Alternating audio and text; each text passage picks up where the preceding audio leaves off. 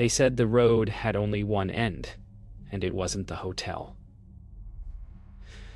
The first time the headlights flickered against the fog, it felt like the world was holding its breath. The forest pressed close, trees bent inward as though watching, waiting for the car to stop.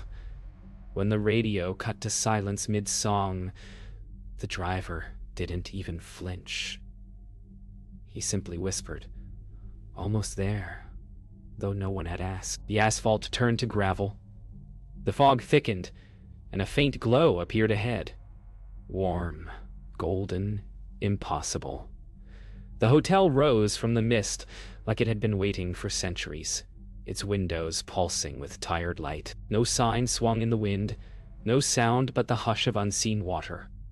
Somewhere inside, a bell chimed, though no one had entered. And for a moment, the thought slid through the mind like ice.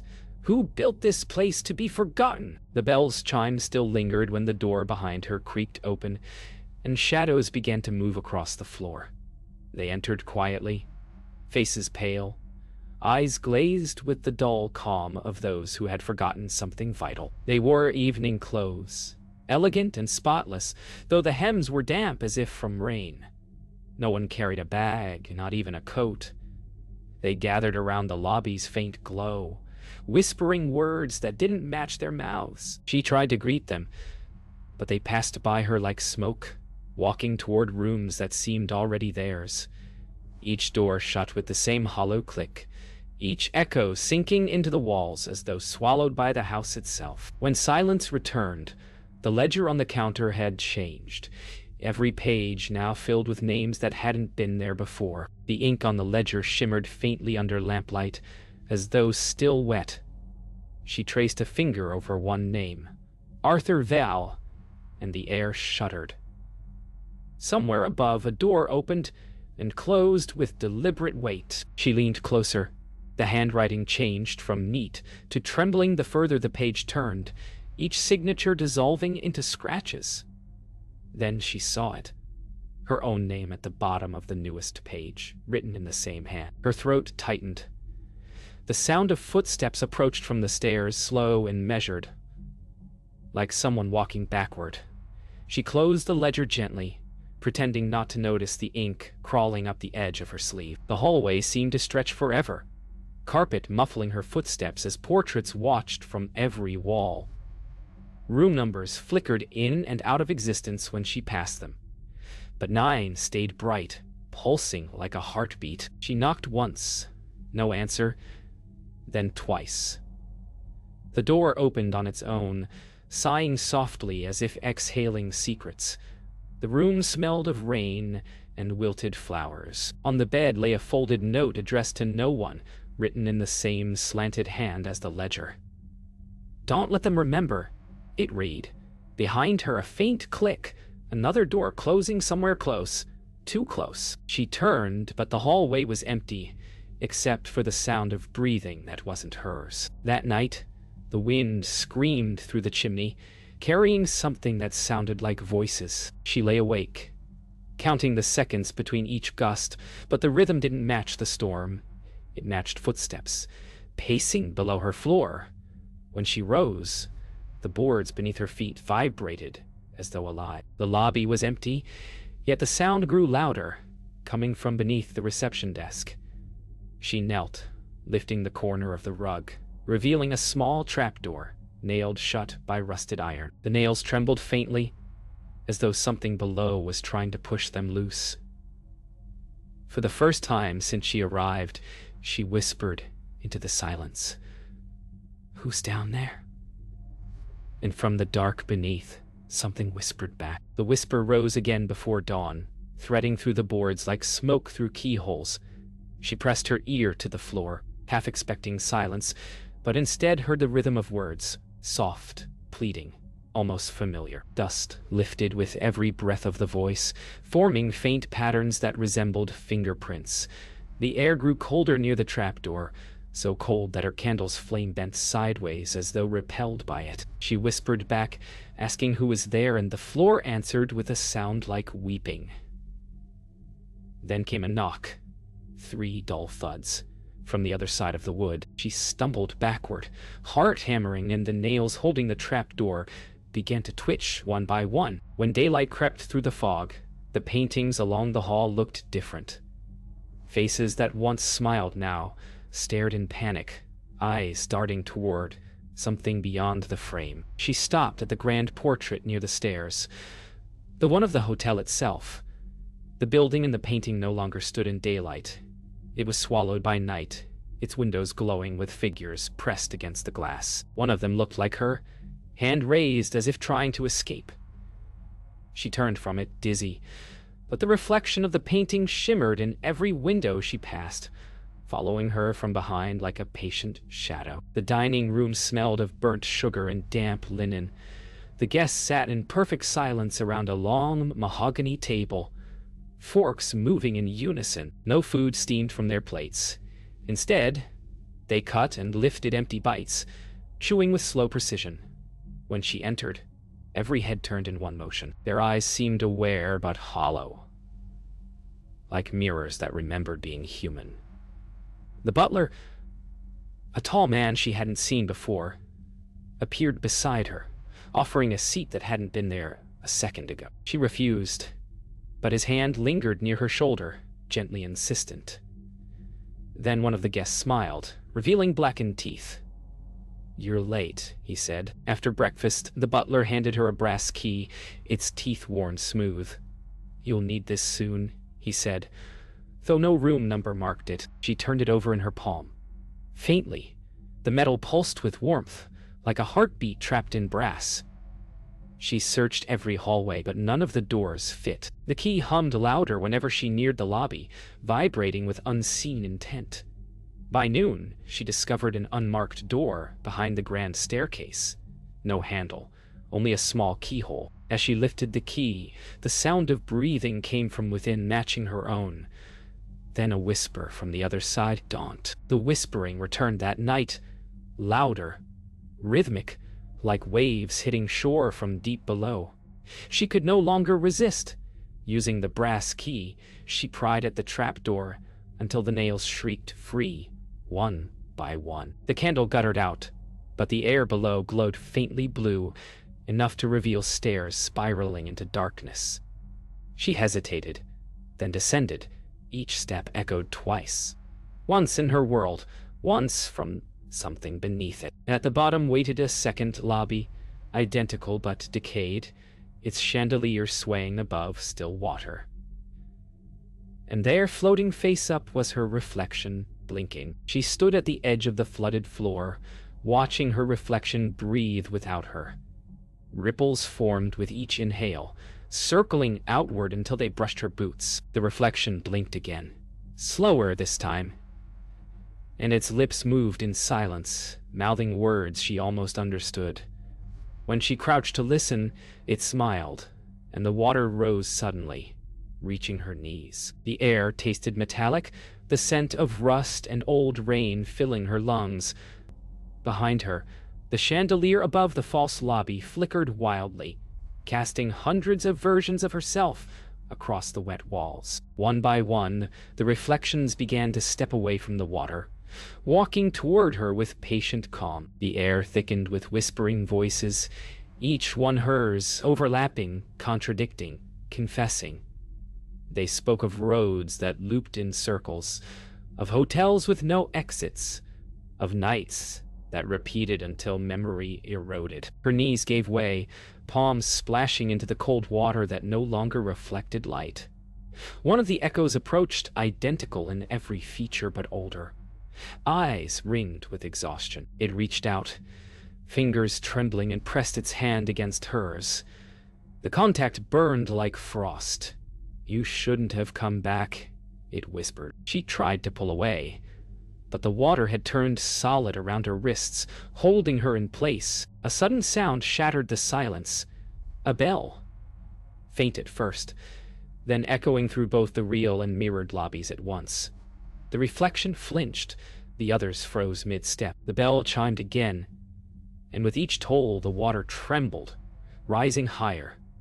She realized it was the same bell from the front desk, the one she had rung her first night, But now it called her from below, not above. The sound vibrated inside her chest, making her heart answer in rhythm. When the final chime came, the ceiling split with a scream of wood and stone, and through the crack above, she saw her room's floorboards glowing like eyes. The reflection retreated as the bell fell silent, leaving her alone in the shimmering half-world. A staircase rose from the water's center, twisting upward into mist and downward into darkness, both directions pulsing faintly like veins. She hesitated, unsure which way led back to the hotel she'd known. The voice of the older reflection echoed faintly.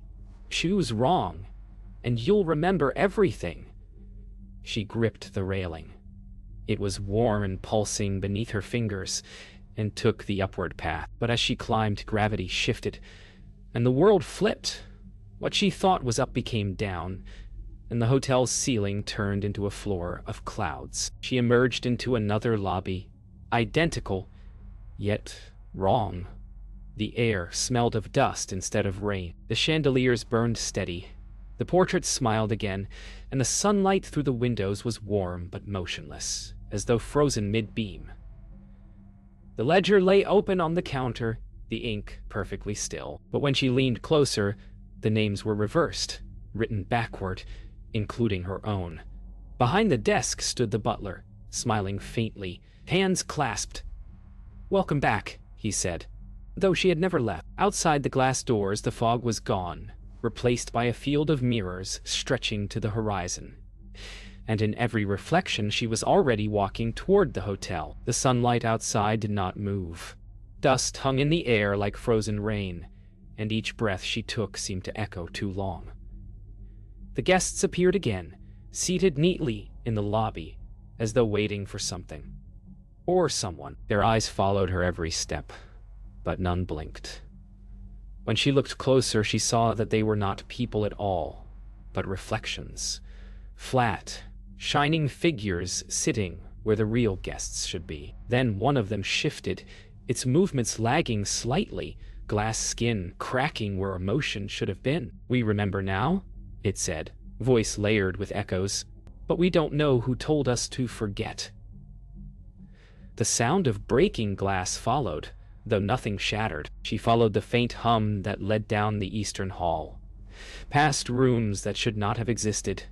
Behind each door, a voice spoke her name differently, pleading, angry, desperate. The carpet squelched softly under her shoes, though it was dry to the eye.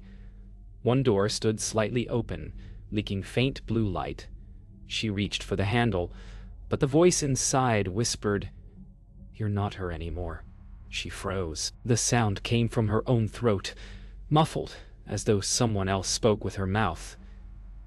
The door began to close slowly on its own, and as it did, she caught her reflection in the brass handle, smiling when she wasn't. In the dining room, the guests stood facing the windows now, their hands pressed flat against the glass. Outside, the field of mirrors shimmered faintly, and in every reflection, the guests' faces were turned toward her, not the sky.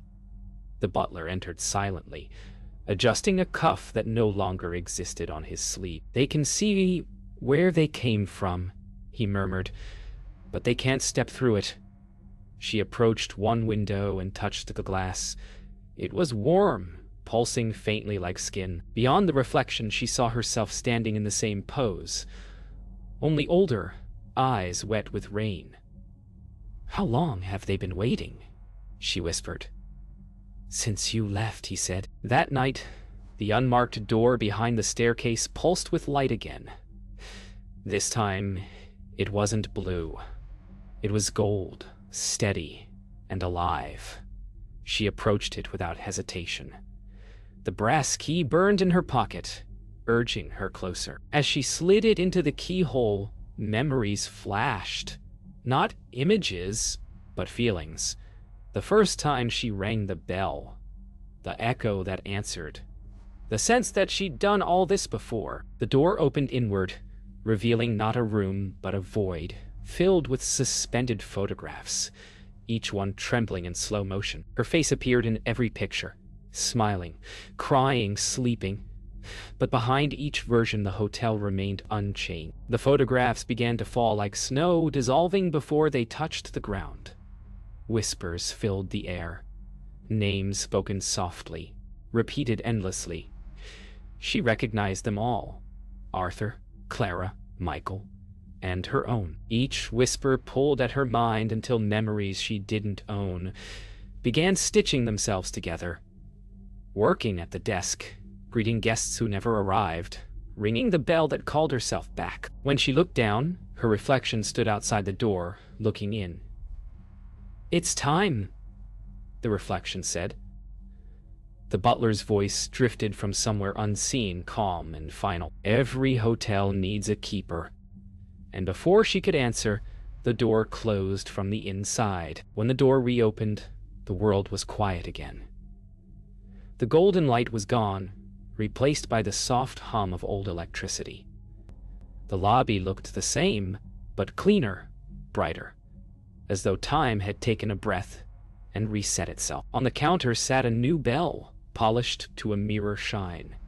She reached for it instinctively, her hand steady this time. When she pressed it, the chime sounded different, deeper, more certain, echoing through her chest rather than the room. Outside, the fog had returned, curling against the glass doors like something alive. She waited for the guests to arrive, though she could no longer remember if she was expecting them, or they were expecting her. The bell's echo hadn't faded before the front door opened on its own. A traveler stepped through, wet coat, tired eyes, suitcase dripping rain onto the tiles. His face held the look of someone who had been searching for too long and didn't know why. She smiled automatically, the motion familiar, her voice steady. "Welcome," she said, though the words felt rehearsed. He nodded, murmured thanks, and signed his name in the ledger.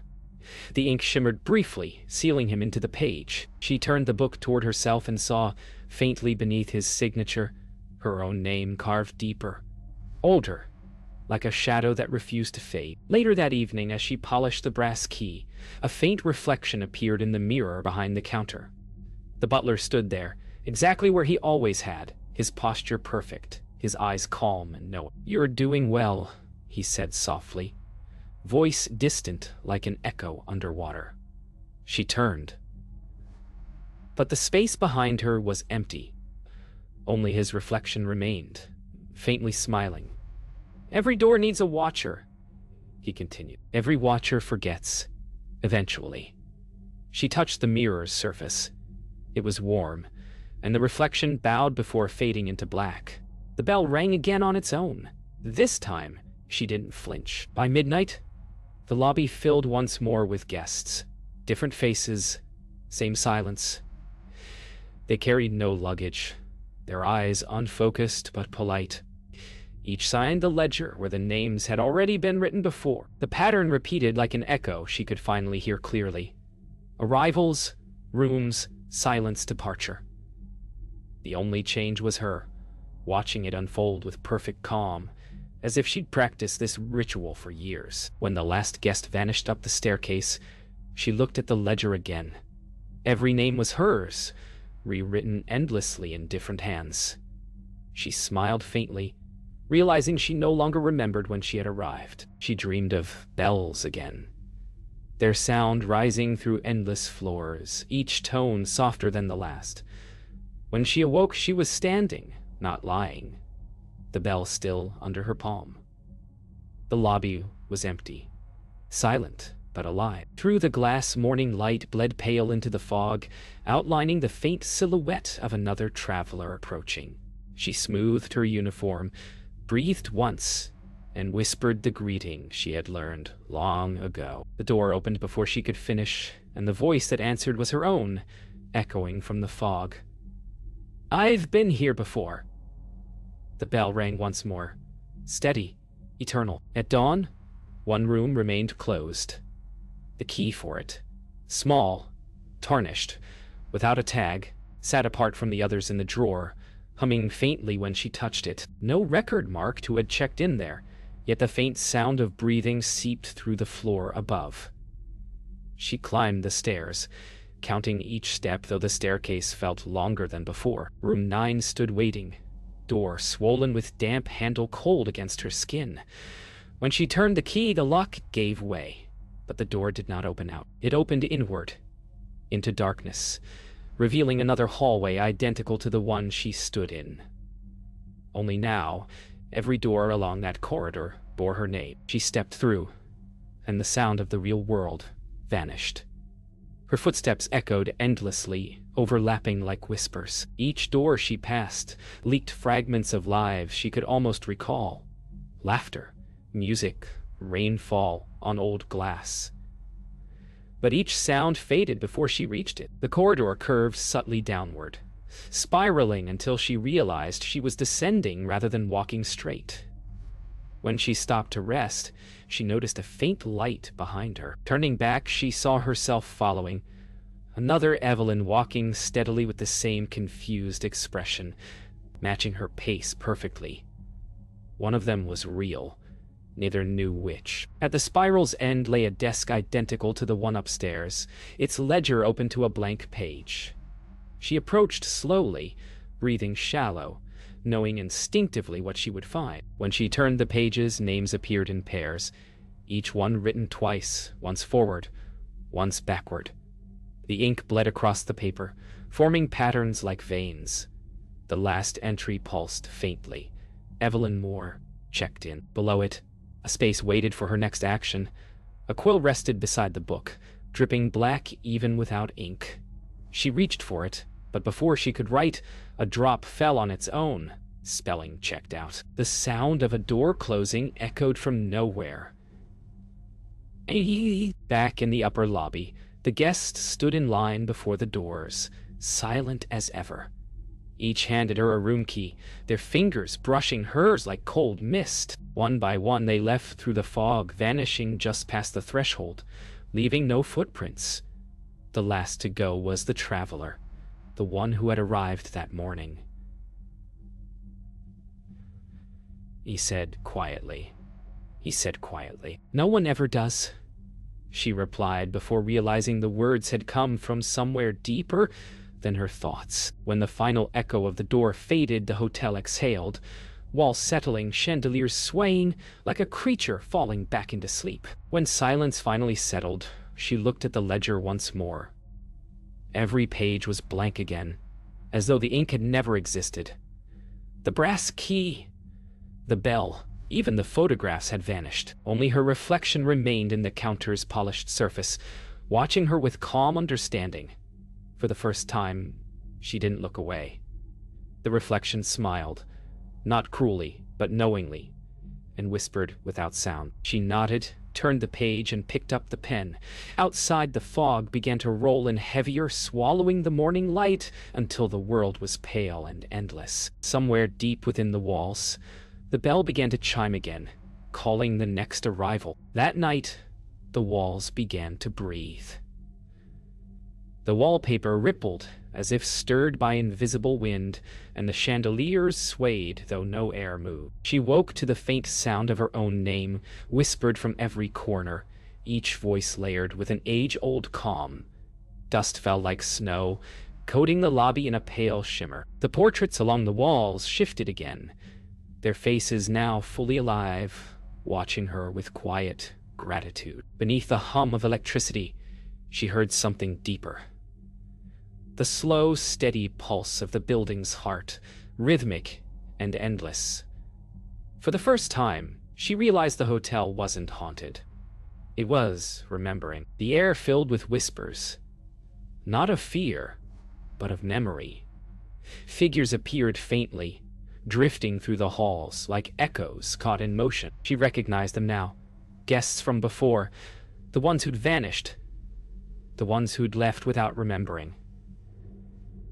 They smiled as they passed her, fading slowly into light, each leaving behind a faint warmth that settled in her chest. For every whisper that left the building, another memory surfaced within her.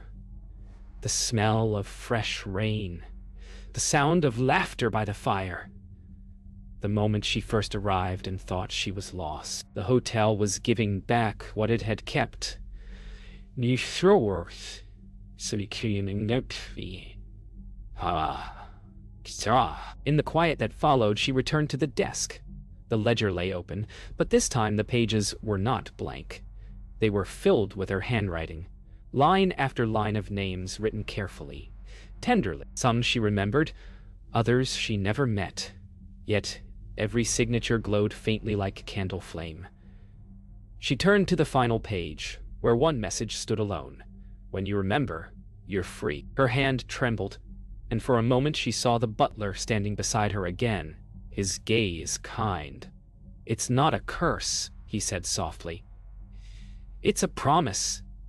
And then he was gone, leaving only the bell. Waiting, only the bell. Waiting. The bell rang once more, steady and clear. Through the fog, a lone figure approached.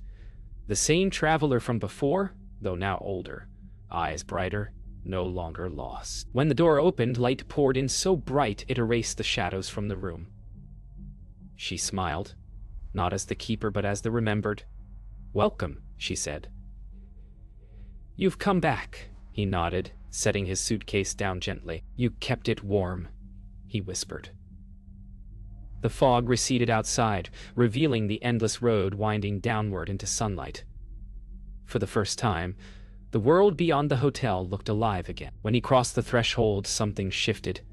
The fog lifted completely, and the hotel exhaled a final sigh.